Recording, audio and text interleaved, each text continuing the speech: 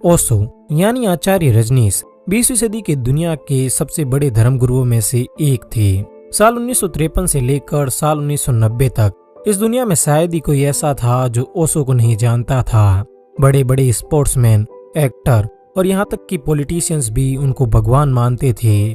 ओशो शायद उस वक्त के दुनिया के सबसे प्रसिद्ध आध्यात्मिक गुरु थे, लेकिन ओशो को सिर्फ एक आध्यात्मिक गुरु मानना गलती होगा, क्योंकि जहाँ एक तरफ उनके अनुयायी उन्हें भगवान श्री रजनीश या आचार्य कहकर पुकारते थे, वहीं दूसरी तरफ दुनिया उन्हें सेक्स गुरु, अमीरों का गुरु और ड्रग्स गुरु कहती थी। कहते हैं कि ओशो के आश्रम में खुलेआम संभोग करना और ड्रग्स लेना आम बात थी। ओशो संभवतः पहले ऐसे आध्यात्मिक गुरु थे जो खुलेआम सेक्स को प्रमोट करते थे, और यही कारण था कि उन्हें 20वीं सदी का सबसे विवादित इंसान भी माना जाता है। 1980 के दशक तक आते आते ओशो इतने पावरफुल हो चुके थे कि उस वक्त के अमेरिका के राष्ट्रपति रोनाल्ड रीगन भी उनसे डरने लगे और उन्हें यूएसए समेत 21 देशों में बैन करवा दिया। लेकिन अब सवाल ये आता है कि आखिर कैसे मध्य प्रदेश के एक छोटे से गांव में जन्मा चंद्रमोहन जैन यानी ओशो इतना शक्तिशाली हो गया कि बड़े बड़े देशों की सरकारें भी उससे डरने लगी। ओशो को सेक्स गुरु क्यों कहा जाता था और क्यों ओशो की मौत का राज आज भी लोगों से छुपाया जाता है? स्वागत है आपका साइनो पर। दिसंबर 1931 में मध्य प्रदेश के एक छोटे से गांव कुचवाड़ा में जन्मे ओशो अपने जन्म से ही काफी रहस्यमयी थे। जहां सामान्य तौर पर बच्चे जन्म के महज कुछ ही समय बाद रोने लगते हैं, वहीं बड़ी हैरानी की बात थी कि चंद्रमोहन जैन यानी ओशो अपने जन्म के 3 दिन बाद तक ना तो रोए थे और ना ही किसी तरह की कोई प्रतिक्रिया दी। ओशो के बचपन का एक बड़ा हिस्सा उनके नाना नानी के घर बीता था। यहाँ पर उनकी नानी उन्हें कुछ ऐसी कहानियां सुनाती थी जो उन्हें सोचने पर मजबूर करती थी, और यही कारण था कि ओशो बचपन से ही काफी जिज्ञासु प्रवृत्ति के थे। ओशो को अक्सर अपने से बड़े लोगों से मिलना काफी पसंद था। वो जब महज 10 साल के थे तब उन्हें गांधी जी से मिलने का मन किया और फिर लगभग 13 घंटे तक एक रेलवे स्टेशन पर इंतजार करके वो बापू से मिले और उन्हें आजादी की लड़ाई के लिए 3 रुपए दान किए। ओशो जब भी अपने से अधिक उम्र के किसी इंसान से मिलते तो वो उससे कई सारे प्रश्न पूछते थे, लेकिन ये सवाल सामान्य सवाल नहीं बल्कि बहुत ही रहस्यमयी और अजीब किस्म के होते थे। ओशो को जीवन से ज्यादा मौत के बारे में जानने की जिज्ञासा होती थी। वो जानना चाहते थे कि इंसान की मौत के बाद उसके साथ क्या होता है। कहते हैं कि बचपन में ओशो अपने इन सवालों में इतने खो जाते थे कि अक्सर कई बार जब वो अपने दोस्तों के साथ तालाब में नहाने जाते थे तो वो उन्हें पानी में डुबाकर मारने की कोशिश भी करते थे, ताकि वो ये जान सके कि मरने के बाद उनके दोस्तों के साथ क्या होगा। अपने इस सवाल का जवाब जानने के लिए ओशो अक्सर आधी रात को शमशान भी जाया करते थे। धीरे धीरे अपने इन्हीं रहस्यमयी और अजीब सवालों के साथ ओशो अब अपनी युवा अवस्था में प्रवेश करते हैं। इसी दौरान ओशो जब एक बार अपने घर की तरफ जा रहे होते हैं तो उन्हें रास्ते में एक पीपल का पेड़ दिखाई देता है, और इस पेड़ को देखते ही ओशो को इससे पहली नजर में ही इतना लगाव हो जाता है कि वो इसी के नीचे ध्यान में बैठ जाते हैं। अपनी युवा अवस्था में ओशो कुछ हद तक नास्तिक हुआ करते थे और हिप्नोसिस और सोशलिज्म में विश्वास रखते थे।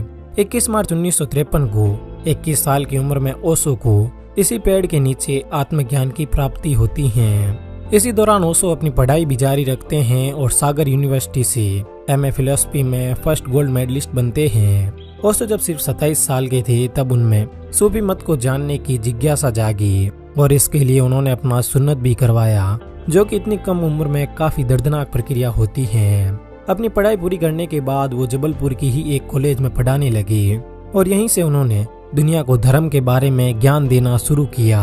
ओशो बेशक अपने जीवन के शुरुआती दौर में नास्तिक हुआ करते थे, लेकिन फिर भी वो पुनर्जन्म में बहुत अधिक मानते थे। उनके मुताबिक आज से 700 वर्ष पहले उनका पहला जन्म तिब्बत में हुआ था, जहां पर उनके कुछ कार्य अधूरे रह गए थे और इन्हीं अधूरे कार्यों को पूरा करने के लिए वो वापस धरती पर आए थे। वो कहते थे कि उन्होंने अपने जन्म के लिए अपने माता पिता को भी खुद ही चुना था। ओशो पर शोध करने वाले कई विद्वानों का मानना है कि ओशो शायद इतने बड़े फिलोसोफर इसीलिए बने क्योंकि वो एक बहुत ही उच्च कोटि के वक्ता थे।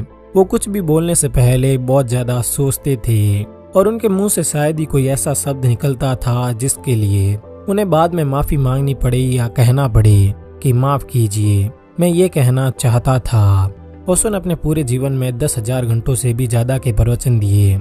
इन प्रवचनों में भी दो बातें खुलकर करते थे, पहली तो संन्यास और दूसरी संभोग। ओशो का मानना था कि अगर किसी इंसान को मोक्ष चाहिए तो इसके लिए उसे घर गृहस्थी छोड़ने की कोई आवश्यकता नहीं है। ओशो संभोग को भी संन्यास का ही एक अंग मानते थे। कहते हैं कि ओशो के आश्रम में खुलेआम संभोग करना एक आम बात थी। उनके आश्रम में उनके सभी अनुयायियों को ये छूट थी कि वो अपनी पसंद के मुताबिक अपने पार्टनर को चुन सकते थे और उसके साथ संभोग कर सकते थे। अब ये बात अलग थी कि ओशो का ये ज्ञान बेशक दुनिया के लिए काफी नया और अलग था, लेकिन उनकी ये समझ बेबुनियाद नहीं थी। ओशो ने अपने पूरे जीवन में 1 लाख से भी ज्यादा किताबें पढ़ी थी और शायद ये इन किताबों का ही प्रभाव था कि वो इस तरह सोचते थे। ओशो को बचपन से ही किताबें पढ़ने का काफी शौक था। उन्होंने अपने जीवन में सबसे पहली किताब द बुक ऑफ मिड-डेड पढ़ी। ये एक फिलोसफी की किताब थी और आगे चलकर इसका उनके जीवन पर बहुत गहरा प्रभाव पड़ा। ओशो के पिता बताते हैं कि ओशो अपनी किताबों को लेकर इतने सेंसिटिव थे कि अगर उन्हें कोई खरोच लगी हुई किताब मिल जाती तो वो उसे हाथ भी नहीं लगाते। ओशो के मुताबिक किताबें उनके जीवन साथी थी और अगर कोई किताब खरोच लगी हुई होती तो वो उनके लिए एक वेश्या के समान होती थी। इसके अलावा ओशो मनुसंहिता और मनुस्मृति जैसी किताबों के भी खिलाफ थे। साल 1962 में ओशो ने अपने पहले ध्यान शिविर का आयोजन किया और इसके बाद तो उन्होंने लगातार कई और ऐसे शिविरों का आयोजन जारी रखा। ओशो अपने ध्यान शिविर में जीवन से जुड़े हर पहलू के बारे में खुलकर बात करते थे, जिस कारण लोग उनसे इतने प्रभावित होते थे कि एक बार अगर कोई उनका प्रवचन सुन लेता तो वो अपने आप को उनका अनुयायी मानने लगता। साल 1968 में उन्होंने मुंबई में अपना पहला आश्रम खोला और 1970 में उन्होंने अपना खुद का नाम बदलकर आचार्य रजनीश रख लिया। फिर साल 1974 में उन्होंने अपना आश्रम मुंबई से पुणे शिफ्ट कर लिया। यहाँ आकर ओशो संभोग के बारे में और भी खुलकर बात करने लगे। वो कहते थे कि संभोग को बुरा मानने की बजाय समाधि के तौर पर देखना चाहिए। कहते हैं कि ओशो के पुणे के आश्रम में उनके कई अनुयायी कपड़े भी नहीं पहनते थे और इनमें से लगभग हर एक अनुयायी महीने में 90 से भी ज्यादा बार संभोग करता था। ओशो का ये तरीका बहुत विवादित था, लेकिन इसी अजीबोगरीब तरीके के कारण 1970 के दशक के अंत तक आते आते ओशो के अनुयायियों की संख्या 10 लाख से भी ज्यादा हो चुकी थी, जिनमें बड़ी संख्या में विदेशी अनुयायी भी थे। उनके अनुयायियों का एक बड़ा हिस्सा अमेरिका में भी रहता था और यही कारण था कि साल 1981 में उन्होंने अमेरिका के ओरेगोन में 60,000 एकड़ से भी ज्यादा की जमीन पर रजनीशपुरम नाम का अपना एक आश्रम खोला। यहाँ आकर आचार्य रजनीश ने खुद को भगवान ओशो घोषित कर दिया। इसी दौरान बॉलीवुड सुपरस्टार विनोद खन्ना भी अपने करियर के पीक पर बॉलीवुड को छोड़कर आचार्य रजनीश की शरण में चले जाते हैं। अमेरिका जाते ही ओशो का पूरा लाइफस्टाइल चेंज हो जाता है। अब वो एक लग्जरी लाइफ जीना शुरू कर देते हैं। उनके पास 98 रोल्स रॉयस कारें थी और उनकी इसी जिंदगी को देखकर उन पे कई सारे आरोप भी लगने शुरू हुए।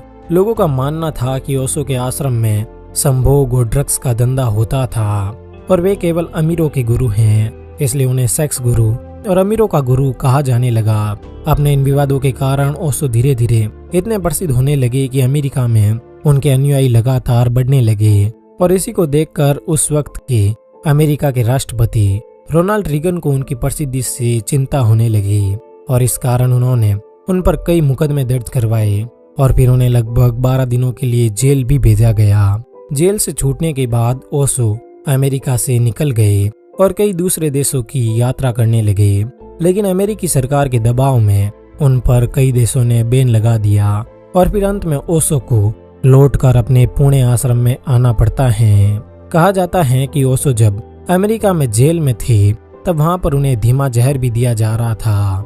ओशो पर अक्सर ये आरोप लगते थे कि वो सिर्फ अमीरों के गुरु हैं और ओशो भी इस बात को मानते थे। वो हमेशा कहते थे कि गरीबों के तो बहुत गुरु हैं, मुझे अमीरों का गुरु बनने दीजिए। ओशो को उर्दू की प्रसिद्ध गायिका नूरजहाँ का गाना वो जो हम में तुम में करार था काफी पसंद था। ओशो का जीवन जितना विवादों में रहा उससे भी अधिक उनका अंतिम समय विवादों में रहा। साल 1981 में ओशो लगभग 3.5 साल के सार्वजनिक मौन में चले गए।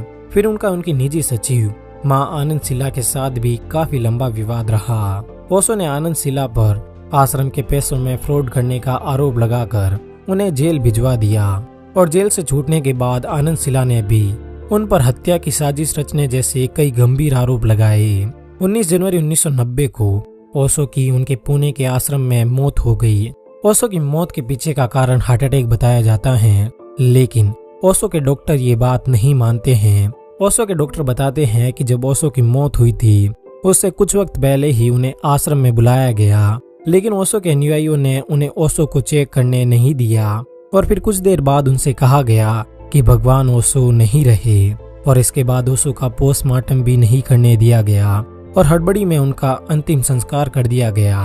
ओशो के डॉक्टर का मानना था कि उनकी मौत हार्ट अटैक की वजह से नहीं बल्कि जहर की वजह से हुई थी, क्योंकि जब ओशो की मौत हुई थी तब उनका शरीर हल्का नीला पड़ा हुआ था।